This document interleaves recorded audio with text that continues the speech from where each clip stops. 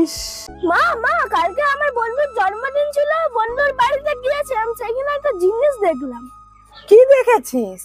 ওদের বাড়িতে সবাই ছিল কিন্তু দাদু ঠাকুমা ছিল না। কেন, দাদু ঠাকুমা কোথায় ছিল? আমি রিকিকে জিজ্ঞাসা করেছিলাম, সে বলল তার বাবা মা নাকি তার দাদু ঠাকুমাকে বৃদ্ধাশ্রমে পাঠিয়ে দিয়েছে। এ বাবা, তাই? ও মা, তুমি আমার বাবাকে বলো না আমার দাদু ঠাকুমাকে বৃদ্ধাশ্রমে পাঠিয়ে দিতে। এসব তুই কি বলছিস? তো দাদু ঠাকুমা তোর বাবাকে কত কষ্ট করে মানুষ করেছে জানিস? যারা বাবা মাকে খেতে দেয় না, যারা বাবা মার দায় দায়িত্ব নেয় না, তারাই বাবা মাকে বৃদ্ধাশ্রমে পাঠিয়ে দেয়। তুইও কি একদিন আমাদের সাথে এই ব্যবহার করবি? না মা, আর ভুল হয়ে গেছে, সরি।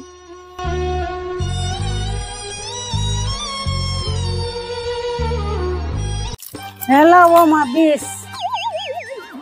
আমি বিষ নিয়ে কি করব? আরে বৌমা, কালকে বাজারে গেছিলাম, একটা শাড়ি পছন্দ হয়েছে, 5,000 টাকা দাম।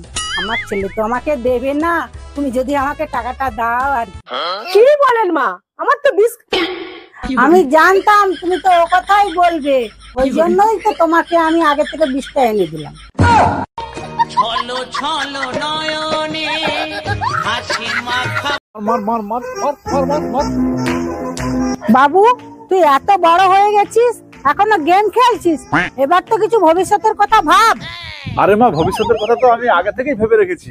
এই দেখো মা, ফুল বোতল কিনেছি, আজকে হাফ খাবো, আবার ভবিষ্যতে কালকে হাফ খাবো। কুত্তার বাচ্চা ফুটফুটে সুন্দর। আরে শোন না, পাশের বাড়ির সেই মদন আছে না, ও না পল্টুর বউকে নিয়ে পালিয়ে গেছে। বৌমা, তুমি ফোনে একটু আস্তে কথা বলতে পারো না? কেন, কিরকম আস্তে কথা বলবো? কেন বৌমা, যেমন ফিস ফিস করে আমার নিন্দা তোমার মায়ের কাছে করো।